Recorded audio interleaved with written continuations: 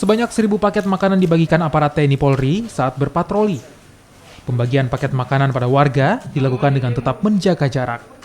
Bantuan ini diperuntukkan untuk warga yang kurang mampu, lansia, dan mereka yang melakukan isolasi mandiri.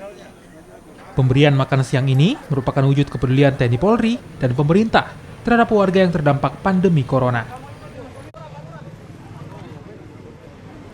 Hari ini kami membagikan kurang lebih 1.000 paket makanan yang kami olah di dapur lapangan kami.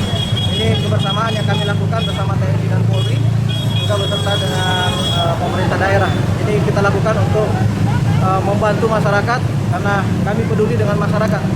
Kami ingin masyarakat tetap tenang, kita sama-sama menghadapi situasi ini dengan baik.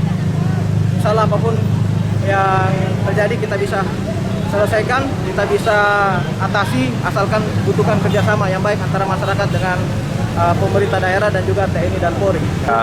Merasa kita bersyukur ini karena ini keadaan begini, terus ada lagi yang memberi, terpaksa kita bersyukur. Ya.